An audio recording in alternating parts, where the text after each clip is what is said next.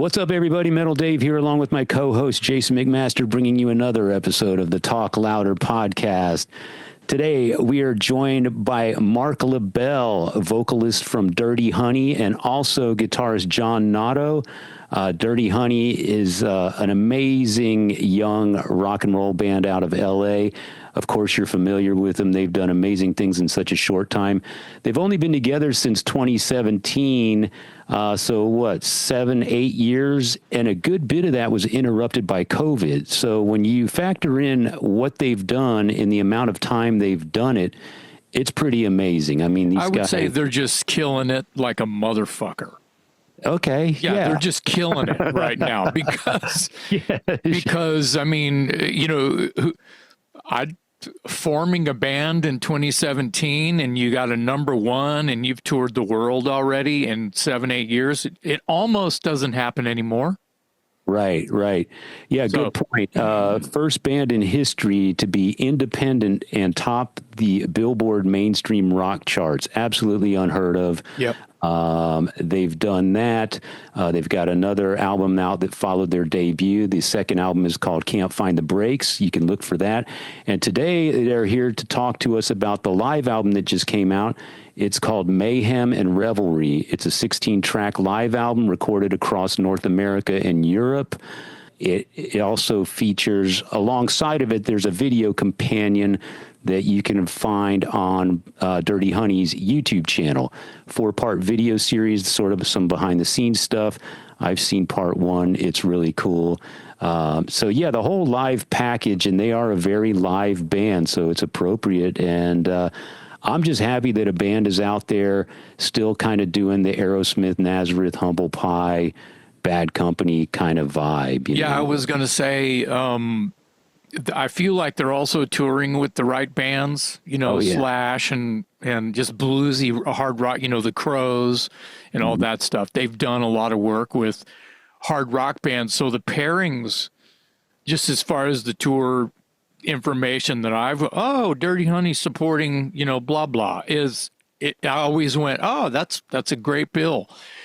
I was going to say, this is a band that has followed no trends. You know, the trends of, we want to be like Guns N' Roses and we want to be like this new band, you know, insert band name here. That's over. These guys sound like something that came out around the time of, you know, the third Led Zeppelin record, you know. Yeah. These guys feel like they're a 70s band that formed in 2017. Right. And that is a beautiful, that might sound weird to a lot of people who feel like they have their thumb on the pulse, but I'm telling you, it's weird that there's this band that this is what they sound like. You put modern production on it and and look at their touring schedule and you look at their numbers. Yeah, they're doing great. They're doing amazing. I mean, their tours are sold out consistently. They've had plenty of gigs where they had to move to a bigger venue because there's demand for tickets. You talked about some of the bands they've toured with or shared stages with. That would that would include the Who, Guns N' Roses, the Black Crowes, Slash, Kiss. So I was going to ask them what's left on the bucket list because they've already done what every band aspires to do, and they're still like, you know, in their early mid-20s or something. They didn't mention they're going to do the AC/DC tour yet, so you know. I guess that's still out there. Yeah. I hope they get it. I hope they get it. Something to shoot for because they're just blowing out everything else, man. Yeah, and they were real chill and humble and just seemed like dudes hanging out in front of the 7-Eleven, you know. Yeah, and I'll say dudes. They're putting out this live album, and I will tell you, if you haven't seen them live, you need to see them live. I had a chance to see them about 2 years ago, and listening to the album is one thing, and it's great. They're great on vinyl. They're great, you know, through the speakers. But seeing them live is really cool. I mean, they've got a lot of that 70s swagger. Marc LaBelle, for my money, is one of the best new hard rock singers out there. He's got a crazy elastic voice, and they just put on a great show. They're full of swagger. It's everything you love about rock and roll, and it's raw and it's real, and it's, you know, it's everything that I love about rock and roll, and I'm sure a lot of our Amen. viewers. So, yeah. Get the albums. The new one is live. It's called Mayhem and Revelry. It's out now. Look for the 4-part video series on their YouTube channel and social media accounts, and go see them live if you can, when you can, because they are amazing on stage. Dirty Honey today on the Talk Louder podcast.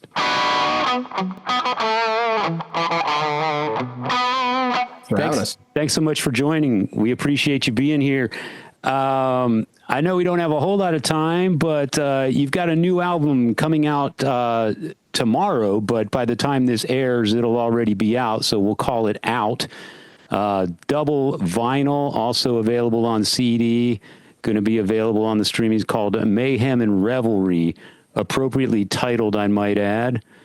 Tell me about that. It's kind of, I find it interesting that you guys are doing a live album this early in your career, because historically live albums would come out after 4 or 5 albums or something like that. But you guys haven't done anything by the historic playbook. Everything's been on the bullet train with you guys. So tell me why now.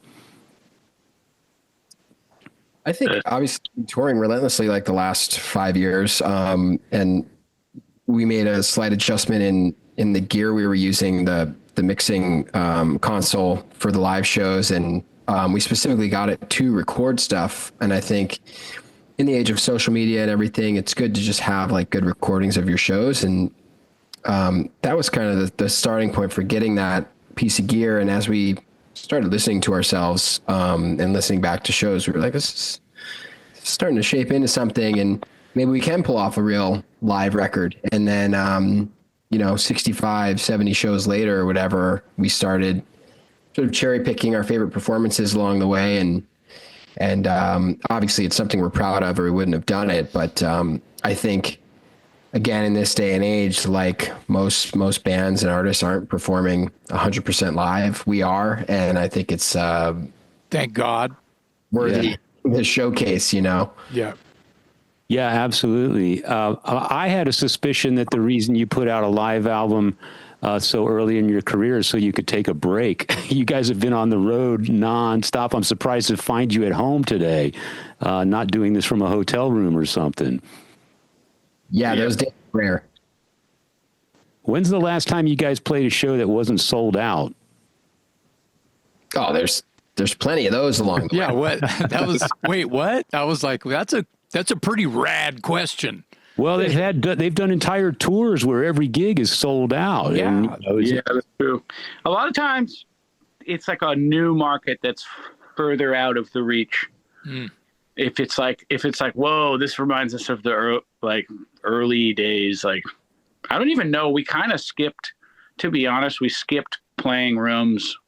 You're right. We did skip playing rooms that were like half sold and things like that, because we had a really nice, ramp up in 2019. So our first headlining tours, both that little 2-week one, Mark, that we did after Guns, and then the Rolling Sevens, we filled the rooms we booked. So it was really exciting, and it's been rare that we book a room that we don't fill accordingly, And most times it's like a new market that's like weird. Like I think we played Saskatoon. That was far up there. Yeah. That one was like, whoa, this reminds us of when we didn't have music out. But the enthusiasm was crazy. It's, you had a tiny amount of people. They could all do cartwheels in the same space. Yeah. With the amount of people that was in there. Yeah. But they were screaming the lyrics, and they were like, that was the best show, so. The energy. We're always blessed with that energy. The energy is what you're looking for anyway, right? How far out of like like where the road is well traveled and you can look at it and go, yep, all sold out. When do you feel like, you get to, a newer market or a market that's just not booming as well? Do you feel like this is going to be a good challenge, or, do you still have that kind of fire that you're going for that? Or is it a numbers thing? How do you guys feel about that? Do you guys want to go to new territories and try to break that market? Sure. Oh yeah, for sure. I think, and these sort of things usually happen when you do what's called like A and B cities, right? So like, Saskatoon, nothing against Saskatoon. It's a smaller market. That's really what you're going for. It's a population. It's fun to say. Yeah, there's about a 1,000-seat venue in New York City than there is in Saskatoon. There's I don't know how many X more people in New York. So when you go to like these quote unquote B markets, Green Bay was different. We played a show outside of Bologna in the middle of some park in Italy, and we were like, what the fuck are we doing here? And then like maybe 100 people showed up to this park gig in the afternoon, and we were like, what happened? Who booked this shit? Yeah. We're like kind of down on ourselves about it. And then the gig started, and you put 100 crazy Italians together with some rock and roll, they like lose their shit. And we all were like, that was so much fun. We did not see that coming, so even when it's not what you expect or hope for, like we're really good for sure about finding the good in the, That's important, because I mean, you're in it to win it, and you guys are winning it already. So when you might seem bummed about, oh man, we only sold this many tickets, and that's obviously not going to slow you guys down, because you want to win them all over anyway. And they're going to go tell all their friends what they fucking missed. That's the deeper fuel is when you start. From our end, when we start thinking about serving them and not the self-serving thing, like the self-serving side is like, oh, I want more adoring fans, all small numbers. But the serving part of what we do is, hey, these people did pay and they came to the show. It's not their responsibility to fill, but it is our responsibility to be so good that they tell everyone. Yeah. And so that's like a longer lasting motivation, I think. It's like, look, they earned it. They already earned a great show because they showed up, unless they start throwing things at us. Right.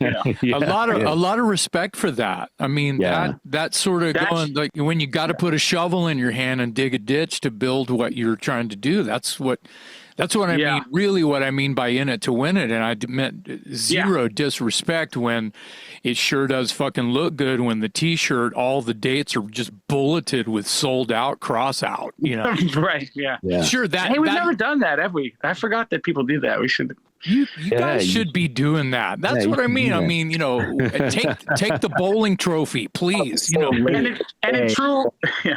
You print everything before. We should just get a stamp. There you go. Stamp it at the gig once it's sold out. In true rock and roll fashion too. It should just be all alive. Well, if you make a white shirt, just get some red Sharpies. You'll be fine. Right. Hey, on the subject of live albums, we all can agree, except for being at the gig, nothing conveys the excitement better than a live album. So when you guys are kids, what albums are you growing up listening to? And was there a live album that you tried to model your own after? Ooh, good question.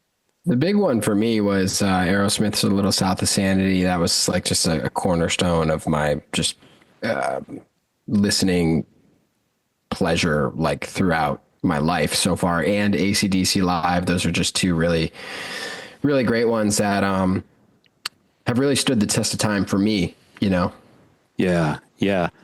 This is where me and Jason are going to age ourselves, because we grew up on those bands and their live albums, but for us it was Aerosmith Live Bootleg and AC/DC If You Want Blood. Correct.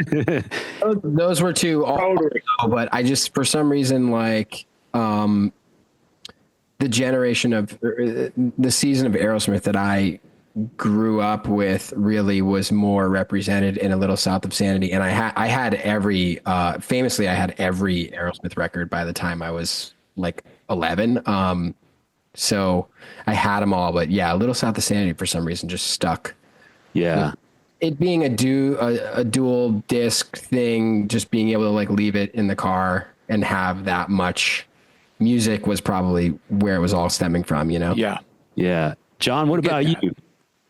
Well, the first one for sure was The Song Remains the Same with the accompanying DVD. Yeah. And, you know,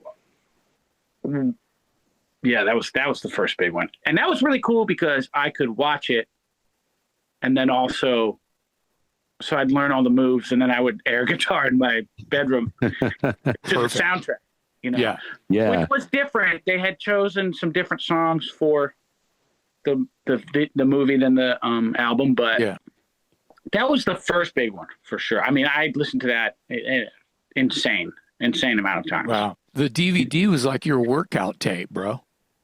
Yeah, I would go in the room. I somewhere here, I'm actually at my folks' house, so it's somewhere. There's a stringless ukulele, and in my mind, it was like Slash's Gold Top. Nice. Because it was kind of like light wood color, and I knew all the moves. I knew every moment in that. You know, in the songs that were on that shared both soundtrack and the movie. That was speaking of video accompaniment. You guys are also putting out a 4-part video series that sort of follows you behind the scenes, et cetera, et cetera. I've seen the first part. I don't know, by the time this comes out, I assume it'll be available to the public, but where and when can people watch those videos, and sort of what was the thought process in developing those to go along with the video? Was it sort of like The Song Remains the Same?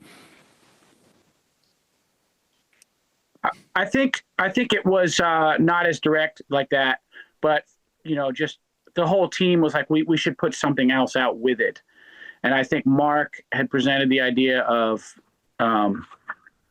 just having a guy come out and film us. It just started that simple. Like, let's have someone come out and film us for 2 weeks while we're in Europe. And then when we started editing it, and we were also listening to all of the 60 plus shows to try to make this live record. Yeah. I think our manager was like, okay, well, now I'm demanding that the two of them come at the same time.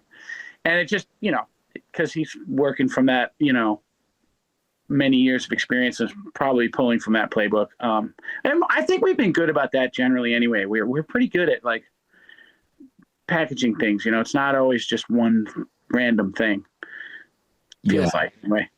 Yeah, and I think too, just having a document not for the fans and for ourselves, really, that's like a little bit of a time capsule of where we were at this point in time as an independent band touring Europe. That was really the initial goal when we brought the cinematographer on to follow us around. It's like, I think it'd be like, how the hell did this indie band from LA like start playing shows in Oslo, Norway, and Finland and Estonia? And I just think it's cool to see that happening sort of in real time, so to speak. It's not 30 years down the line, but also tell a little bit of the backstory of how we got there, Yeah. I saw part 1 and I loved it. It was great. So where and when can people see these video clips? Episode 1 will be out tomorrow on our YouTube channel through Vivo. So they're going to be doing the distribution, and it'll be up on all our socials and stuff. It'll be linked. By the time this is out, it'll be out.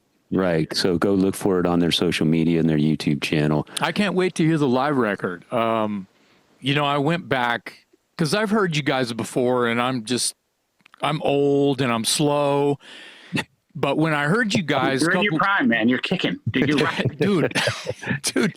I'm going to remember that all day today. So, thank you for that. You're welcome. The old school, the Humble Pie and the Bad Company is just dripping all over you guys.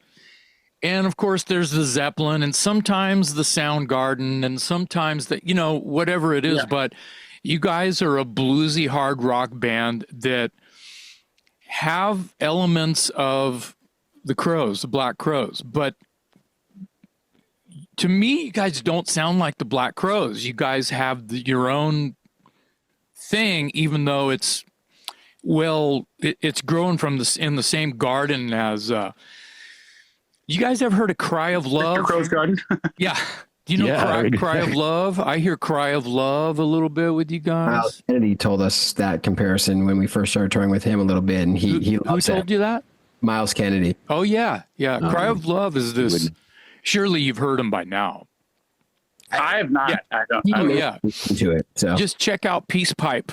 There's a song Peace Pipe, and it was their bigger hit, I think, radio single.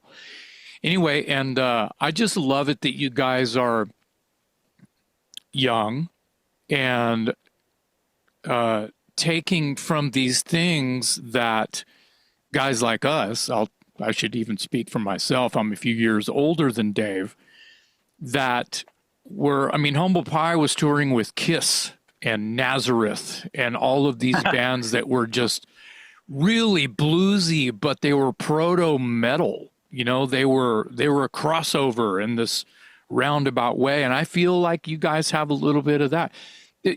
Deep seated in blues, of course. There's the Zeppelin and the Aerosmith and all that stuff, of course. But just like Aerosmith was crossover to me, some of the Brad Whitford riffs sound like Doom or Black Sabbath, even. You know, yeah, riff and combination is so evil sounding. So I feel like you guys are. How do you guys feel when some old codger like me says, "Man, you guys are old school. You guys are young, and you're taking from you're stealing from the right. You're not stealing rocks. You're stealing diamonds." No, I think the way you go about, the comparisons and stuff is very fair and honest, and it's certainly a compliment. It's not, it's. Yeah, please take it as a compliment. Yeah. I think, that's what every artist that you just mentioned also tries to do, is take from their influences and create their own thing. And I think we've done that. Like, we have an identifiable sound that's uniquely our own, and it's not, you can't say really that it's the Black Crowes or Aerosmith or Guns. Like, it's all those things are in there, but it's creating a new recipe that hasn't been heard before. And that's something I think we're all very proud of, obviously. Yeah. Tell me about the cover of the live album, Mayhem and Revelry. It's a great live shot of John crowd surfing with, it looks like you're in mid guitar solo. Or tell me about that image and how you guys settled on that. Strangely, it was not me lobbying for it. I wasn't lobbying against it, of course, but I think LaBelle and our manager presented that and another image that was similar, and we just kind of went back and forth as to which one we decided. That's really as simple as it was. And I realized just someone in the band, which is always me, but someone in the band crowd surfing really does, if you're going to try to describe us with a picture, I think our live show with a picture, I think that's it. And thankfully, we have a handful of talented photographers throughout all the regions that whenever we're in town, they make sure to make time for us. And this guy, Mike Savoya, who I think mostly works with Journey, but I know really Mike. Yep. Yeah. I know Mike. Yeah. Yep. So whenever we're around, he tries to get to us if he can. And he took that shot. He's got real talent for sneaking around the room and capturing things that kind of tell a story of the night. Some guys just focus on getting close-ups, hero shots. He does a little bit of everything. So, but yeah. And then Jaden, I feel like, Mark, you were throwing around the term revelry and how to use it. And then we were talking about craziness, and Jaden just kind of blurted out well, let's just call it Mayhem and Revelry. And we settled on that. So I'm pretty proud of just how it all ties together and really fits with how we feel about our live shows. Yeah, I agree. I think it, as you said, it visually conveys what you're going to hear. And that's, to me, that's a much better presentation than just a plain black album with the name of the band or whatever, live from wherever. Yeah. So, thank you. No, I'm kidding. you guys, you guys have either toured or shared the stage already with The Who, Guns N' Roses, Kiss, the Black Crowes, Slash. It's insane what you guys have accomplished. And I know that when you're working, you don't often have time to hang out with these people or whatever. But surely somewhere along the way, you guys have gotten a chance to say hello or chat a little bit. Have any of those people that you look up to offered you any advice or said anything that stuck with you as sort of a guiding principle? I think the biggest thing that the biggest sort of advice I think I've gotten, certainly Chris Robinson was like, hey man, like your vocal acrobatics, so to speak, are amazing. He's like, you're amazing at it.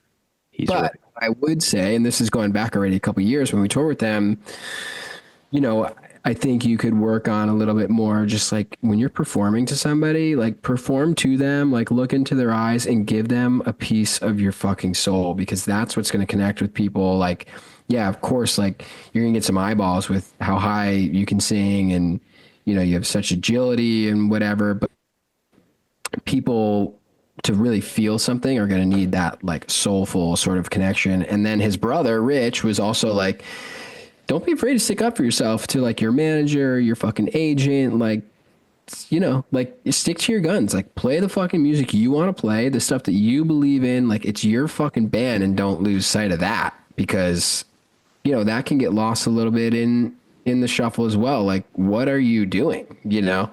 Right. And I think we've already, you know, felt a little bit of that touring so much, where it's like, yeah, what are you doing? What do you have to say? And I think it really resonated to me with John. There's a moment in the doc where he's like, he's like, at some point, the story with us became, we had this number one so early on as an independent band. It's never happened before. And really you have to now figure out what it is that you're about. And that's what's going to make you last.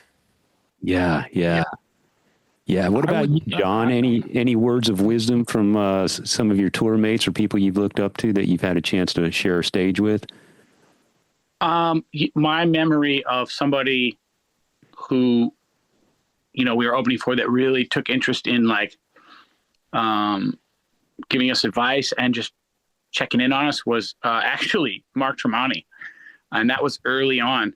And, you know, guitar wise, I didn't actually really know his playing. He was off my radar.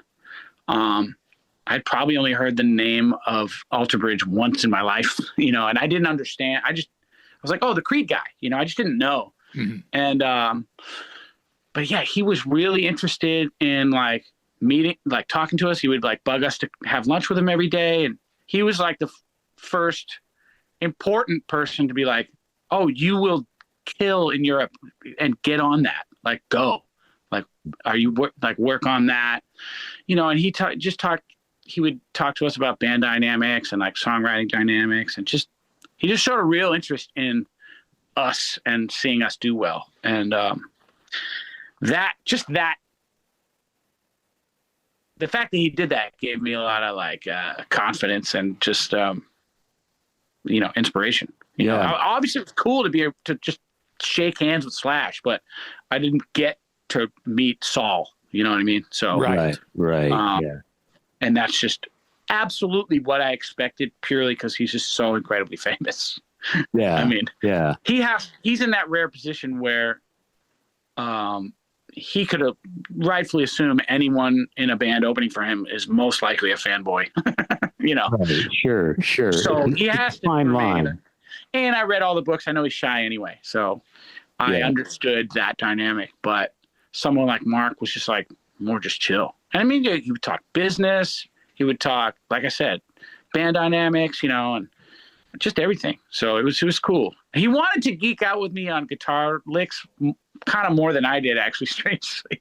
Wow. His approach is a lot different than mine. And that's probably what we had the least amount in common in a sense. Like, I mean, he's such a devoted guitar player. Like, right. He would, I'm going on too long here, but he would like play every solo in the dressing room before the show.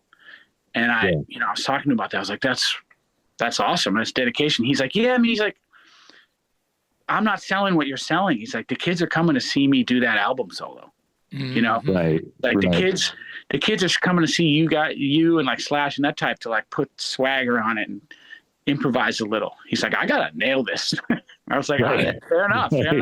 Right. Two different approaches, I guess. Yeah. So we only have a couple more minutes. I wanted to ask you guys now, the live album is comprised of North American dates as well as Europe dates now. And Mark, you mentioned at the top of the show that, you know, you had this new gear. I was going to ask if that's because, is that because those were the best gigs, or were you guys kind of wanting to spread the love a little bit to your global audience and get them all represented on the album? I think both. We certainly picked the best takes, you know, that we all sort of approved, and like it's, you know, it's a really hard thing to navigate when, you know, maybe the vocal take isn't as good as I'd like it, but John's take is amazing on a song, and then like, so you kind of have to find one where everybody's like thumbs up to that version, you know, and there's usually like 4 or 5 of each song that everybody would give the 2 thumbs up to, but yeah, and then obviously you want to spread it out all over the world. I mean, we've been to so many places. We wanted to represent that on the live record too. So yeah. Did you find your tempos? I'm sorry, Dave. Did you find your tempos fluctuate because gig with higher energy than the night before, the night, you know? He's a machine. That's what Jaden would say, and awesome. I would test him on that. You're lucky. You're lucky. They do a little bit. He's good at holding his tempo, but we're all human. I think sometimes we're excited. I do it if I have the intro. Yeah. Sometimes we just play the song too fast. It'll stay where it is. You know, we have that down, but sometimes we forget, like, hey, this song is actually slower. Yeah. Mark's the one who notices more, because when it's time for him to come in, he feels he's got to rush a lyric that normally he can say, right, and it starts getting stressful. Hey, you guys, the words don't fit. Come on. Yeah. He's literally like, I can't say the verse. Like, I know this must be too fast. Right. That's the spontaneity of a live album and a live performance. Rock and roll is supposed to, supposed to feel like that sometimes and remind you, oh, shit. Yeah. Right. It's about capturing the moment. Yeah. Well, we wish you continued success, man. You guys are badass. That's all I can say. Yeah, totally. As someone who's, my favorite bands in the world are Aerosmith and the Ramones, and so when I first heard you guys, and I love all the 70s rock, Thin Lizzy, Nazareth, Humble Pie, all that stuff. So when I first heard you guys, I loved and appreciated that someone so young was kind of carrying the torch for that kind of music. And to see you have such insane success with it tells me that there's a lot more people out there like me who want to hear what you're putting out. So congratulations on all the success. The album is called Mayhem and Revelry. It's out now. You can also look for a 4-part video series on Dirty Honey's YouTube channel and various social media accounts. Guys, thank you so much for spending time with us. On behalf of my co-host, Jason McMaster, I'm Metal Dave, along with John Notto and Marc LaBelle of Dirty Honey on the Talk Louder podcast.